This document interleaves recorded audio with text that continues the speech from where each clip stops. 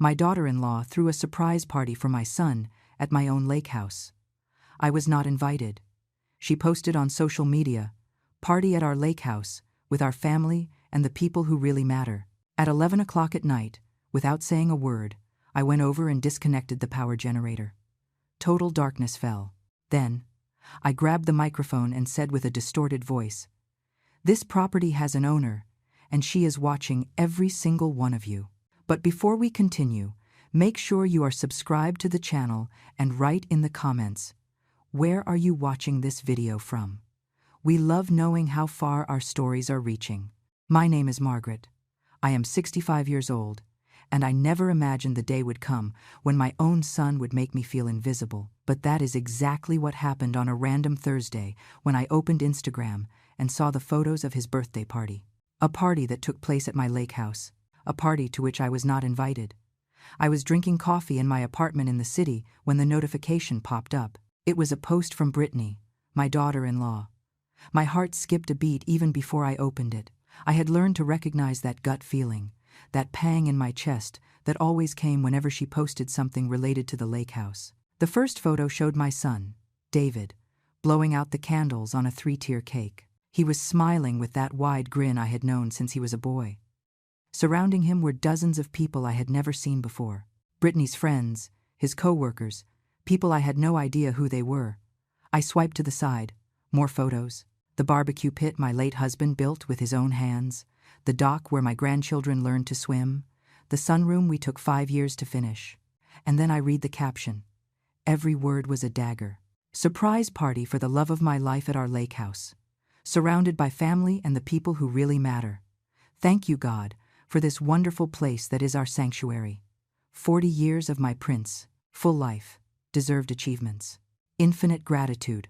Our lake house, our sanctuary, people who really matter. I held the cell phone so tight my knuckles turned white. I read it again and again, searching for some mention of my name, some acknowledgement, some recognition that that place was not hers. It was mine. Mine and Robert's. My husband, who died 7 years ago and left that property as the sole legacy of 35 years of hard work. But there was nothing. Not a word about me. It was as if I did not exist.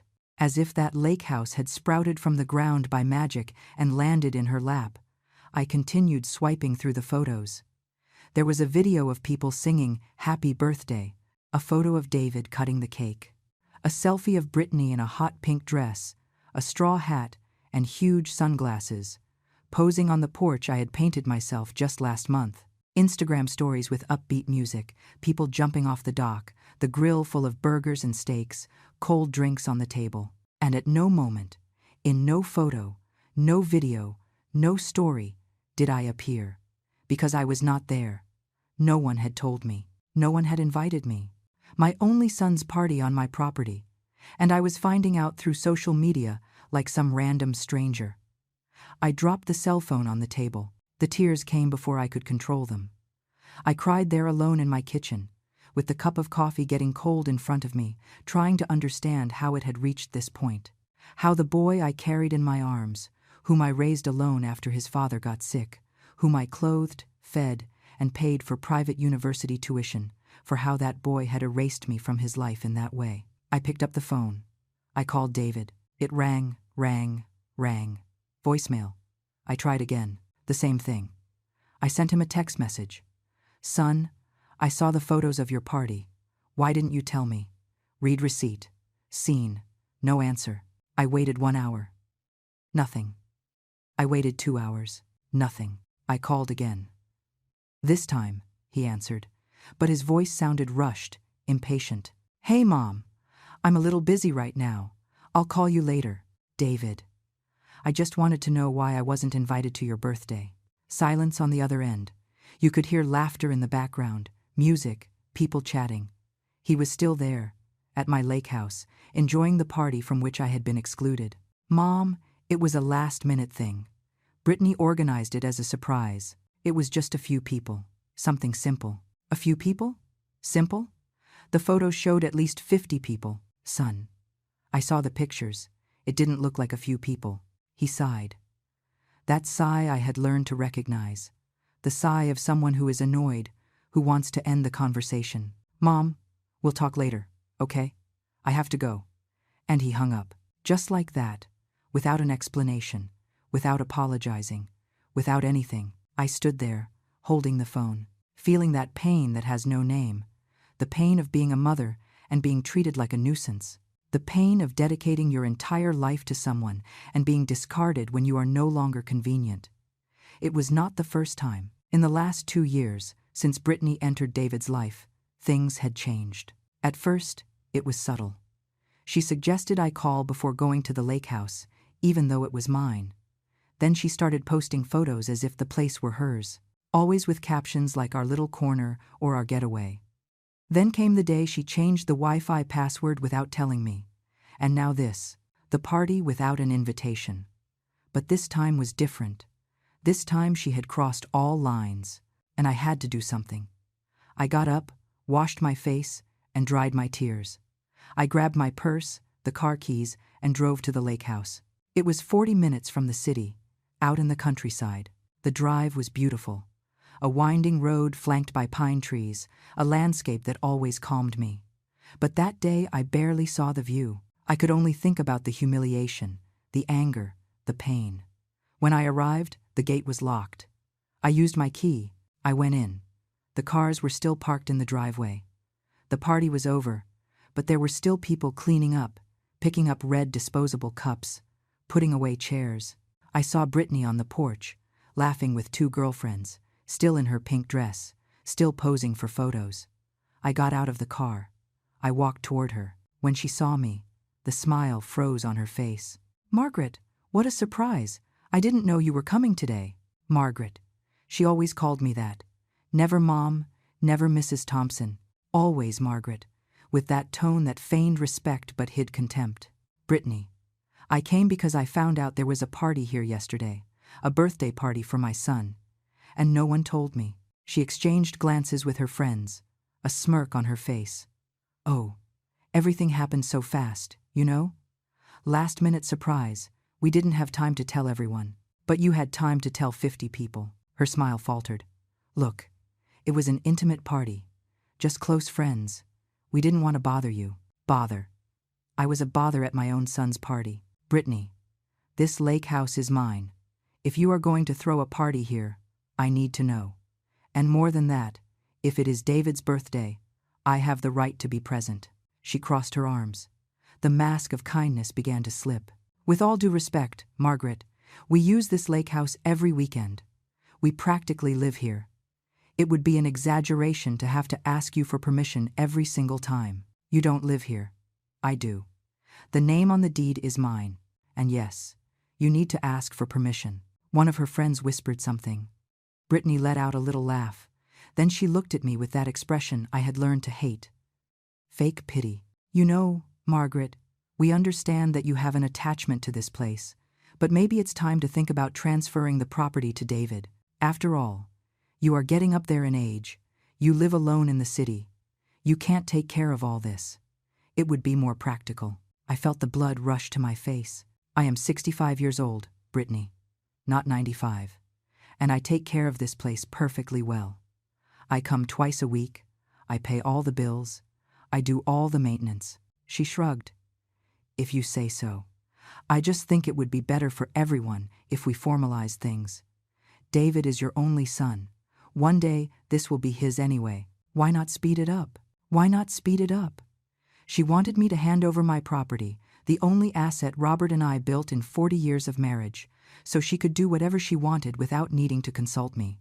I am not handing anything over to anyone while I am alive and healthy.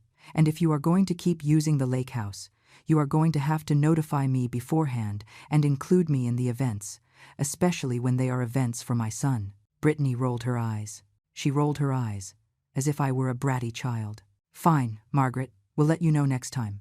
Excuse me, I need to finish cleaning up here." And she turned her back on me. Literally. She turned around and started talking to her friends as if I didn't exist. I stood there, humiliated, invisible, on my own property. I thought about screaming, making a scene, but I wasn't going to give her that satisfaction. So I went back to the car and left. On the drive back, the tears returned. But this time, they weren't just from sadness, they were from rage too. Because I had spent my entire life sacrificing. I worked as a school teacher for 35 years. I took care of Robert when he got sick, for the last 5 years of his life. I raised David alone in the final years because his father could barely get out of bed. I paid for private university. I gave the down payment for his condo. I helped whenever he needed it. And now I was treated like a nuisance, like someone who was in the way. But there, driving on that country road, I made a decision. I wasn't going to let it slide. Not this time. In the following days, I dove into research I never imagined I would do. I looked for lawyers specializing in family law and property rights. I read about trespassing, misuse of property, ownership rights. I discovered things that infuriated me even more. I discovered that what Brittany was doing had a name: misappropriation of assets. I discovered that posting on social media as if she were the owner of something that isn't hers could be considered fraud. I discovered that I had rights, many rights. I made an appointment with a lawyer, attorney James Miller, who was recommended by a friend. His office was downtown, in an old but well-maintained building. When I entered, he greeted me with a firm handshake and a kind smile. "Mrs. Thompson, please have a seat. Tell me what is happening." And I told him everything. From the beginning, from when Brittany entered David's life, the gradual changes, the social media posts, the changing of the Wi-Fi password, the party without an invitation, the conversation on the porch. He listened in silence, taking notes in a yellow legal pad.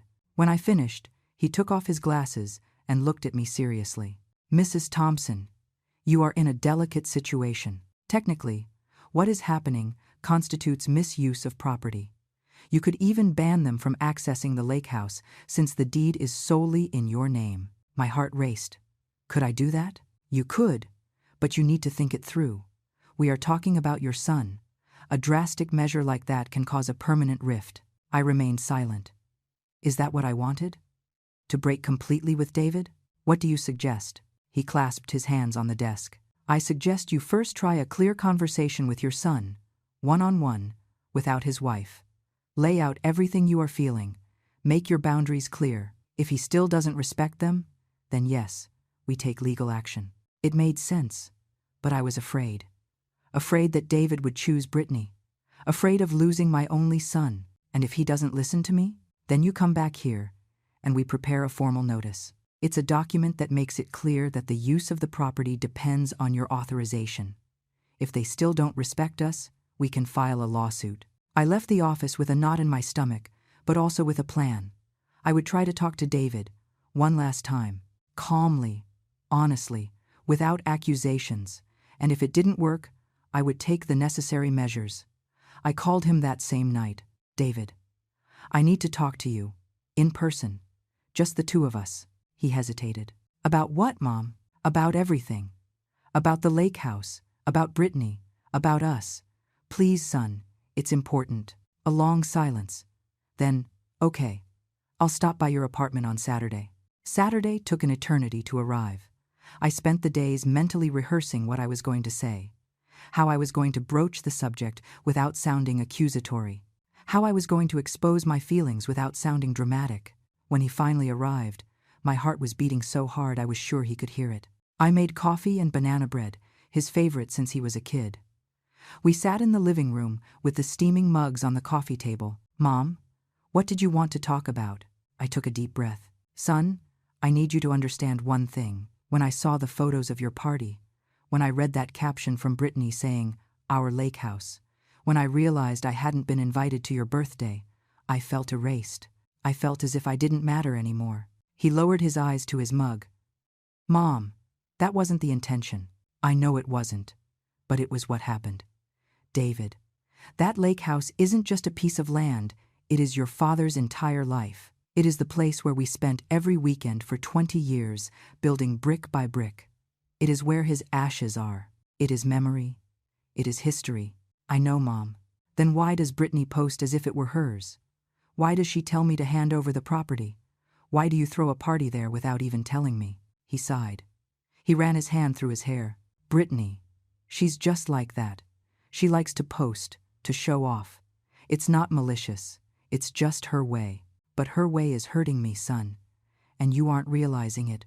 Or worse, you are realizing it and not doing anything. Heavy silence. He stirred the spoon in the mug without looking at me. Mom, Brittany thinks you are very controlling with the lake house. That you don't let us do anything. That you are meddling in everything. I felt a pang in my chest. Controlling? David, I only ask that you tell me when you are going to use it. I only ask for respect. Is that being controlling? Brittany says it is. And you believe her? He finally looked at me. And in that look, I saw something that destroyed me. Doubt. He was doubting whether he should believe me or her. Mom, I don't want to be in the middle of you two. You are already in the middle, son. And you are choosing her side. It's not choosing sides. It's just, she is my wife. I need to support her too. Supporting is one thing. Allowing her to disrespect me is another completely different thing. He stood up. Look, Mom, I'm going to talk to Brittany. I'll ask her to be more careful with the posts. But you also need to relax a little. Let us use the lake house without so many demands. That was it. In the end, he was asking me to swallow it, to accept it, to relax while they disrespected me on my own property. David, I am going to tell you one thing, and I want you to listen well. That lake house is mine. While I am alive, it will continue to be mine. And if you want to use it, you are going to have to respect me, notify me, include me, and stop acting like you own the place. Because you don't. He turned red. Mom, one day I am going to inherit it. You always said so yourself. One day, when I die. But while I am alive and healthy, the one who is in charge is me. And if you cannot respect that, I am going to have to take measures. What kind of measures? Whatever is necessary to protect what is mine. He shook his head. He grabbed his car keys. I can't believe you are threatening me. It is not a threat, son. It is a warning. Respect is earned, not demanded. And you have lost mine. He left, slamming the door. I heard his car speeding away. I stood there in the living room, trembling, with the banana bread untouched on the table and the feeling that I had lost my son forever. But I had done what I needed to do. I had set the boundaries. Now it was just waiting to see if they would respect them. 2 weeks went by. David didn't call. He didn't send a text. No sign of life. It was as if I had ceased to exist. Every day that passed without news from him, the pain in my chest increased. But along with the pain, the certainty that I had done the right thing also grew. It was Linda, my best friend since our teaching days, who saved me from sinking completely into sadness. She showed up at my apartment on a Thursday afternoon with a bottle of wine, and that determination only she had. Margaret, that's enough. You are going to stop suffering over an ungrateful son and a gold-digging daughter-in-law. Today we are going to drink this wine, watch a bad movie, and talk trash about people. I laughed for the first time in weeks. Linda always knew how to pull me out of the deep end. We sat on the couch, opened the wine, and I told her everything again. She listened, shaking her head, making indignant faces at the right moments. That Brittany is a real snake, and your son is a coward for letting her do that to you. Linda, it's true, Margaret. A man who doesn't defend his mother doesn't deserve to be called a man. He is whipped. It hurt to hear, but deep down, I knew she was right. What do you think I should do? She took a sip of wine, thoughtful. Look, you already tried talking. You already set your boundaries. Now it's waiting to see if they respect them. And if they don't respect them? She smiled in a mischievous way. Then you show them who's boss, in your own way. I didn't understand at the moment what she meant, but I stored those words away. 3 days later, on a Sunday morning, I received a message from my neighbor at the lake, Mrs. Henderson. She lived on a property next to mine, separated only by a wire fence. Margaret, there are people at your place. A lot of noise. I thought you knew, but I decided to let you know. My blood ran cold. I called David immediately. Voicemail. I sent a text. Nothing. I tried 3 more times. Silence. I logged into Instagram. I went straight to Brittany's profile, and there it was. Stories galore. Barbecue, pool, friends, loud music. And the caption that made me see red. Perfect Sunday at our sanctuary. BBQ, pool, and the best company. Blessed family. They were there. Again. Without telling me. After everything I had spoken about with David, after making it clear they needed to respect me, they were there, throwing a party, posting on social media, acting like owners. I grabbed the car keys with trembling hands. This time it wasn't just sadness. It was rage, real rage. I drove there faster than I should have. When I arrived and saw the cars parked, the grill smoking, heard the laughter and the music, something inside me broke. But it wasn't a break of fragility. It was a break of liberation. Liberation from trying to be the understanding mother, the kind mother-in-law, the woman who swallowed insults to keep the peace. I didn't arrive through the main entrance. I used a side access road that few people knew about. It led directly to the back of the house, near where the power generator was kept. I parked hidden behind an old shed. I walked until I could see the party. There were about 20 people. Brittany was the center of attention. In a red bikini, straw hat, holding a drink, laughing loudly. David was at the grill, flipping burgers, talking to some friends, kids jumping in the pool, pop music blasting at full volume. And me there, hiding on my own property, invisible, erased, again, but not for long. I went back to where the generator was. It was a piece of equipment Robert had installed years ago to guarantee power, even when the lights went out in the area. I knew every bolt of that generator. I knew exactly how it worked. I looked at my watch, 2:30 in the afternoon. The party was at its peak. I thought about my options. I could go there, make a scene, kick everyone out.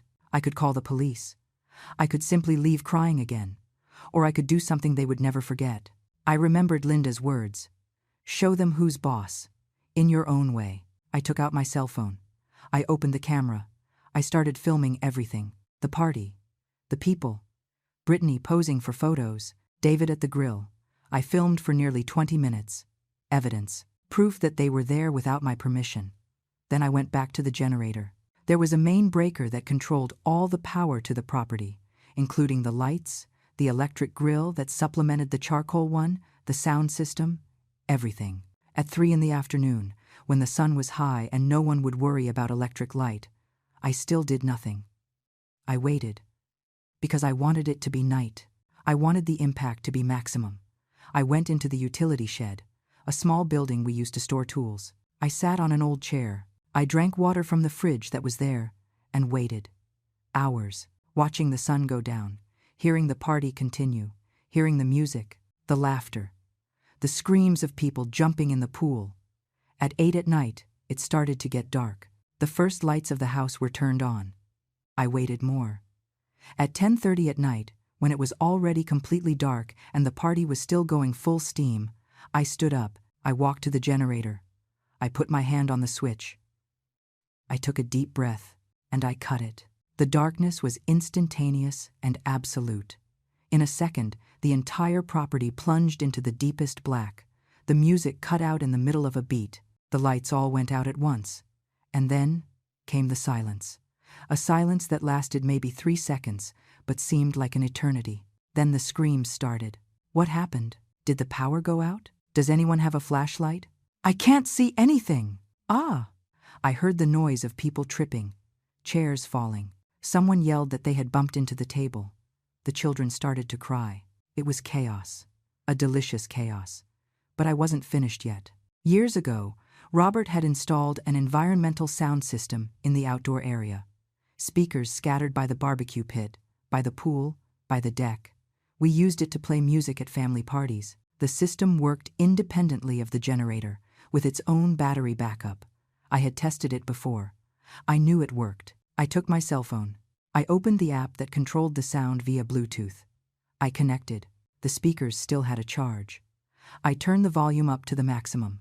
Then, I brought the cell phone to my mouth, and using an app that distorted the voice, I began to speak. My voice came out deep, distorted, unrecognizable, echoing through all the speakers at the same time. This property has an owner. The screams stopped.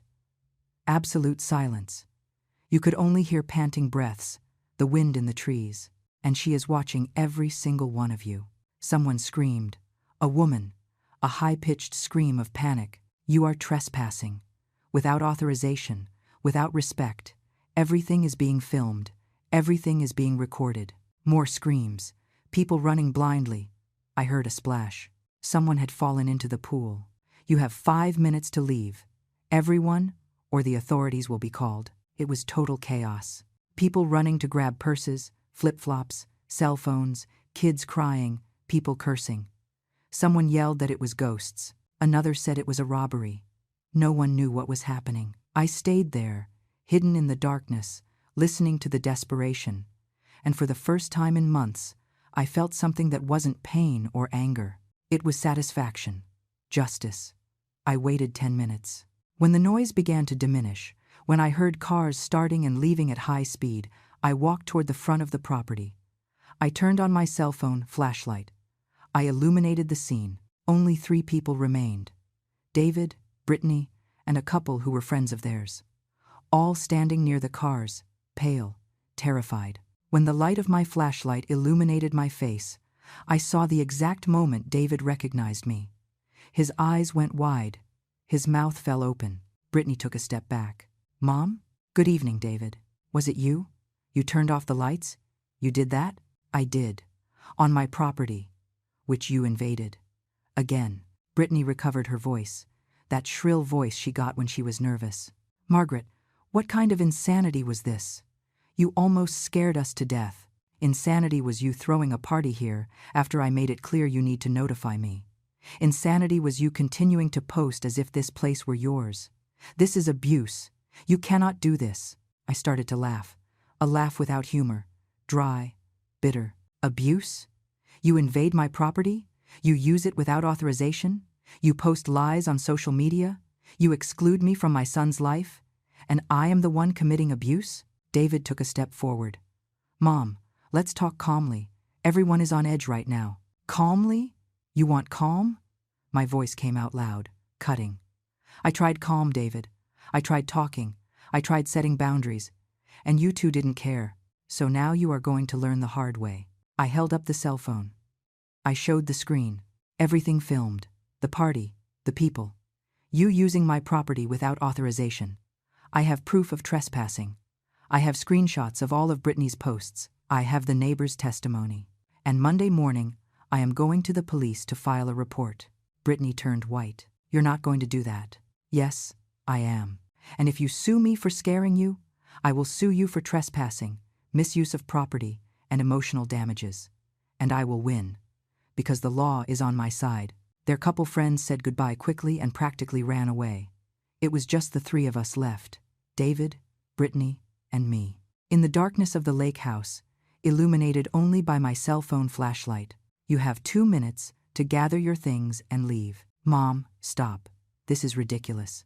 Ridiculous was what you did to me. Now leave, both of you, and do not come back without my express written authorization." Brittany started to cry. Not from sadness, from rage. "David, are you going to let her do this?" He looked at me, then at her. And for the first time, I saw doubt in his face. "Brittany, let's go. We'll talk about this later." "No, she can't do this. This lake house is going to be yours one day. She can't ban you from entering. One day, Brittany." My voice came out icy. "When I die, but while I am alive, the one who is in charge here is me, and I am ordering you to leave. Now." I pointed to the gate. They grabbed their bags. They got into the car. Before starting the engine, David rolled down the window. "Mom, we need to resolve this. We will resolve it when you learn to respect me." He drove off. I watched the car's taillights disappear down the road. I stood there alone in the darkness, trembling, not from fear, from adrenaline, from anger, from liberation. I turned the generator back on. The lights came on. I walked around the property seeing the mess. Red disposable cups scattered, leftover food, overturned chairs, wet towels abandoned on the ground. I sat on the porch, in that rocking chair Robert had made with his own hands. And I cried. I cried everything that was bottled up, the pain, the anger, the disappointment, but also the relief. Because for the first time in months, I had reacted. I had defended myself. I had shown that I wasn't a doormat. I spent the night there. I cleaned everything. I picked up the trash. I arranged the chairs. I washed what needed washing. I worked until 4 in the morning, until I dropped from exhaustion. When I finally lay down on the living room sofa, with my body aching and eyes burning, I slept the deepest sleep I had slept in months. Because for the first time, I felt I had done justice. I woke up with the sun coming through the living room window. It was almost 10 in the morning. My body hurt all over from so much cleaning, but my mind was strangely clear. I made coffee, sat on the porch, and tried to process what had happened the night before. I had really turned off the lights. I had really used the sound system to scare everyone. I had really kicked my son off my property. Part of me was in shock at my own boldness. Another part was proud. The cell phone rang. It was Linda. "Margaret, I saw the messages from the middle of the night. What happened?" I told her everything, every detail. When I finished, she was laughing so hard she could barely speak. "You are a legend. I knew you had that in you." "Linda, I kicked out my son." "You kicked out 2 trespassers. The fact that one is your son doesn't change that." She was right, but it hurt anyway. "And now? What do I do?" "Now you wait. The ball is in their court. Let's see if they learned the lesson." Monday morning, as I had promised, I went to the sheriff's station. I brought all the evidence, the videos, the screenshots, the neighbor's testimony. The deputy, a man in his 50s, listened to everything attentively. "Mrs. Thompson, technically, you are right. Use of property without authorization constitutes trespassing. But are you sure you want to move forward with this? Against your own son?" "I am sure. I don't want to press charges yet. I just want a record. So that if it happens again, I have proof that he is a repeat offender." He nodded. "Fair enough. I'll file the report." I left there with the paperwork in hand. I wasn't going to do anything else for now. But if I needed to, I had ammunition. I went back to the apartment and tried to return to routine. But it was impossible. Every time the phone rang, my heart raced, hoping it was David, hoping for an apology, hoping for something. But he didn't call. 3 days passed. Nothing. 1 week, silence. 2 weeks, still nothing. It was Emily, my niece, my sister's daughter, who called to tell me the news. "Aunt Margaret, you've become the topic of conversation in the family. Everyone is commenting."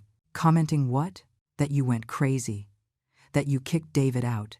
That you are becoming paranoid about the lake house." I felt my blood boil. "And you? What do you think?" "Me? I think you did good. Brittany is a user.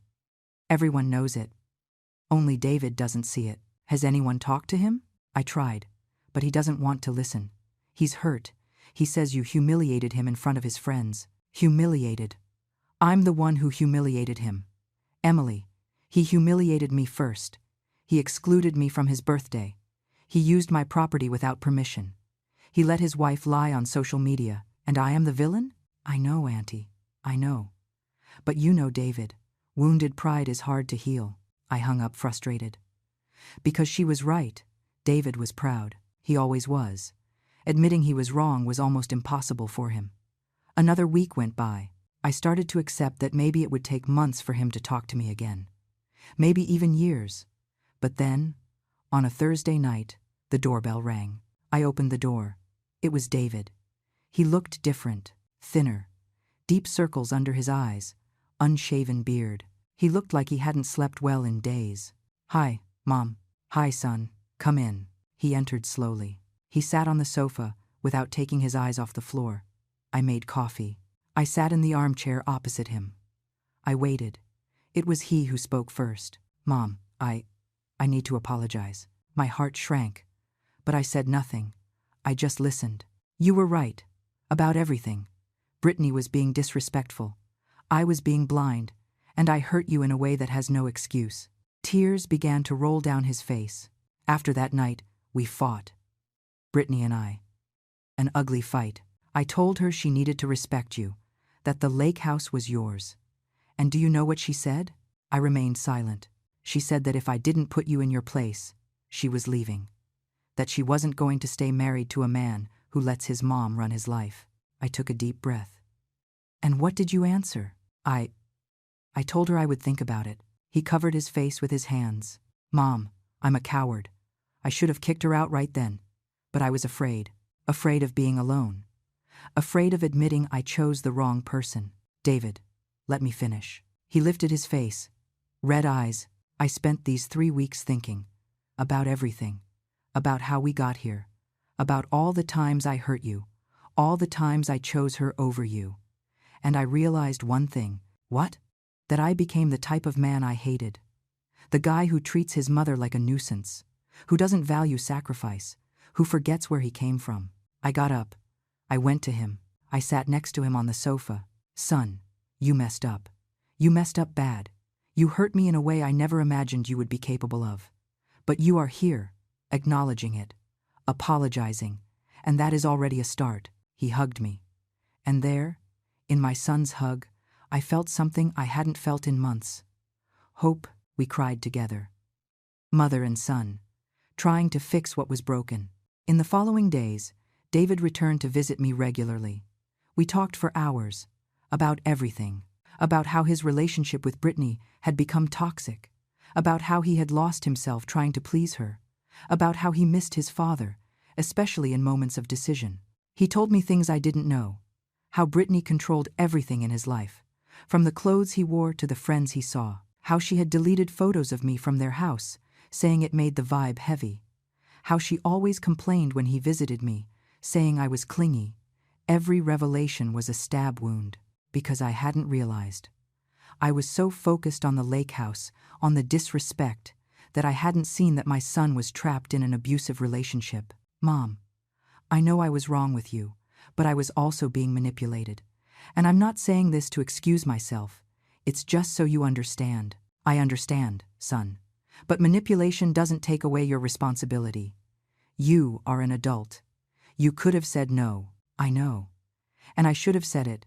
Several times. His situation with Brittany was deteriorating. According to him, they barely talked anymore.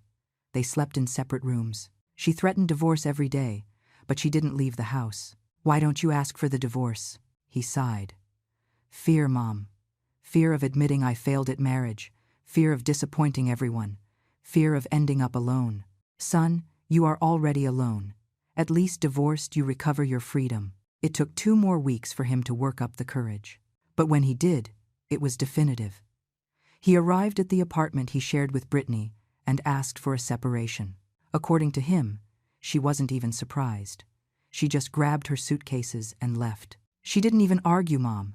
She just said I was going to regret it, that without her I was nothing, and she left. He felt shattered for the first few days, calling, crying, saying he had made a mistake, that maybe he should have tried harder.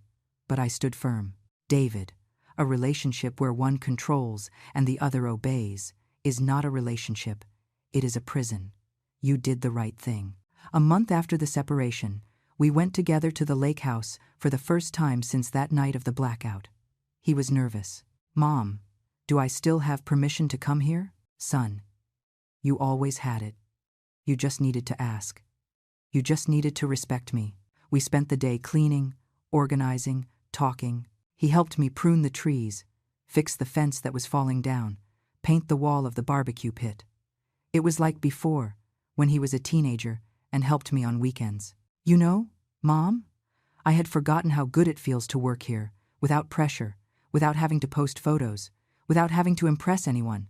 Just us. I smiled. That's how your father liked it. Simple. Real. He stopped painting. He looked at me. Mom, I'm so sorry. For everything. If I could turn back time. You can't, son. But you can do differently from now on. And that is what matters. That night we stayed there. We slept in the hammocks on the porch, looking at the stars, talking until late, like we did when he was little. Mom, what are you going to do with the lake house? What do you mean? In the future. Are you going to sell it? Are you going to leave it to someone? I thought before answering. I haven't decided yet. But one thing I do know. While I am alive, it is mine. And when I am no longer here, I want it to go to someone who values it, who takes care of it, who respects what it represents. And me. Do I still have a chance to be that person? I looked at him. At my son, who had messed up so much, but who was trying to fix it. You do. But you are going to have to prove it. With time, with actions, with respect. He nodded. I'm going to prove it, Mom. I swear. And in the following months, he proved it. He visited me every week, always calling beforehand, always asking if he could, helping with maintenance, paying half the bills without me asking him. He never posted anything on social media without my permission. He became a different son, more present, more respectful, more humble. Brittany disappeared completely from his life. I heard from third parties that she had started dating a rich businessman, posting photos on yachts, international trips. She never mentioned the lake house again. And me? I got my peace back. Peace to go there when I wanted. Peace to take care of what was mine, without fear of being disrespected.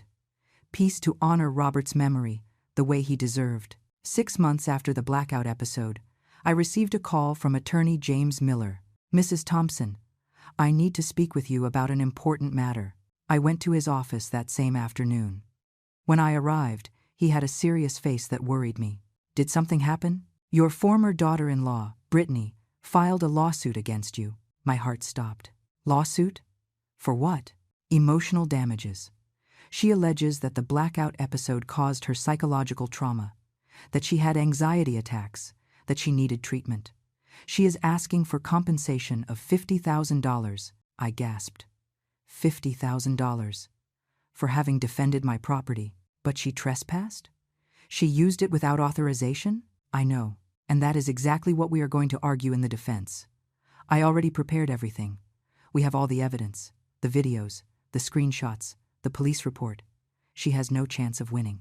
And if she wins, she won't. Trust me. But I was terrified. The idea of having to pay $50,000 to that woman made me sick. I told David that night. He was furious. She is doing this out of revenge. Because I asked for the divorce. Because you supported me. Mom, I am going to testify in your favor. I am going to tell everything she did. And that was what he did. In the hearing, 3 months later, David took the witness stand and told it all. He told about the trespassing, about the lying posts, about how Brittany manipulated, about how she tried to distance me from his life. I saw her lawyer trying to discredit the testimony, saying he was on my side out of self-interest. But the judge didn't buy it. Then it was my turn. I told everything, calmly, with evidence. I showed the videos, the screenshots, the police report. Brittany's defense was weak. She alleged trauma, but had no medical report to prove it. She alleged that I had scared everyone, but couldn't prove it had been on purpose. In the end, the judge gave the sentence. Case dismissed. The property belongs to the defendant. Use without authorization constitutes trespassing. The owner's reaction, although atypical, was a form of defense of assets. Legal costs to be paid by the plaintiff. I left the courthouse trembling. Not from fear, from relief. I had won. Justice had been served. David hugged me right there in the courthouse hallway. "Mom, it's over. She won't bother you anymore." And she didn't bother. After that defeat, Brittany gave up. She never tried contact again. She never spoke of the lake house again. She disappeared from our lives like smoke. With time, the wound began to heal. David met someone new. A simple woman. A teacher like I had been, who treated me with respect from day one. Who, when she went to the lake house, praised not the property, but the history behind it. "Mrs. Thompson, it must have been so much work to build all this. You and your husband are an inspiration." That day, looking at that girl with honest eyes, I felt that my son had finally learned. He had learned to choose character instead of appearance, substance instead of superficiality. A year and a half after the blackout, I called David for a serious conversation. We were at the lake house drinking iced tea on the porch. "Son, I redid my will." He got serious. "Mom, you don't need to tell me this now. I need to, because I want you to know. The lake house is going to be yours half. The other half goes to an institution that cares for women victims of domestic violence. But your half comes with a condition." "What condition?" "That you never, ever allow anyone to disrespect this place. That you care for it like your father cared for it. With love, with respect, without showing off. And that if one day you can no longer care for it, you pass it to someone who values it." He held my hand. "I swear, Mom, I am going to take care of it like Dad would, like you take care of it." And I believed him. Because actions speak louder than words. And in the last months, his actions had shown a true change. Today, when I look back, I see that that blackout changed everything. Not only in my relationship with David, but in myself. I learned that respect is not optional, that love without boundaries becomes abuse. That forgiving is important, but forgiving without justice is being a doormat. I learned that defending what is yours does not make you selfish. It makes you dignified. I learned that sometimes the best way to love someone is to say no. It is to set limits. It is to let the consequences teach what words could not. The lake house continues to be my sanctuary, my place of peace. I go there every week. Sometimes alone, enjoying the silence and nature. Sometimes with David and his new girlfriend, Sarah. Sometimes with friends. But always as the owner. Always as someone who fought, who defended, who did not let herself be erased. People ask me if I regret that night, the blackout, the scare, all the drama. And the answer is no. I don't regret it even a little bit. Because it was in that darkness that I found my light. It was in that moment of courage that I recovered my dignity. It was there that I stopped being the pushover mother and became the woman Robert always wanted me to be. Strong, firm, owner of her own destiny. There are people who think I exaggerated, that I could have resolved it another way. Talking more, being more patient. But those people don't know what it is to be disrespected in your own house. They don't know what it is to see your sacrifice of years treated like nothing. They don't know what it is to be erased by your own son. And whoever knows, understands that sometimes it is necessary to do something drastic, something memorable, something that leaves a mark, because it was only after that blackout that my son woke up. It was only in the darkness that he saw the light. Today, we have a better relationship than ever, based on mutual respect, on clear boundaries, on true love, not on permissiveness. He visits me. He takes care of the lake house with me. He includes me in decisions. He respects me. And me? I went back to sleeping in peace. I went back to feeling that I am valued. I went back to being the owner of my life. If you made it this far, and are going through something similar, let me tell you one thing. You don't have to accept disrespect. You don't have to swallow humiliation to keep the peace. Because peace without dignity is not peace. It is surrender. You have the right to defend what is yours, to set boundaries, to demand respect, even if it is with your son, even if it is with your family. Because family isn't about blood. It is about respect, loyalty, appreciation, and if someone doesn't give you that, you have every right to turn on the lights of your life in whatever way is necessary, even if for that you need to turn some off first. I am Margaret. I am 65 years old. I am a widow, a mother, a homeowner, and the owner of my own story. And you can be too. Now, if you like this story, click subscribe and tell me in the comments which part left you with your mouth open. Oh, and don't forget to become a member to have access to exclusive videos that I don't publish here. I'll see you there.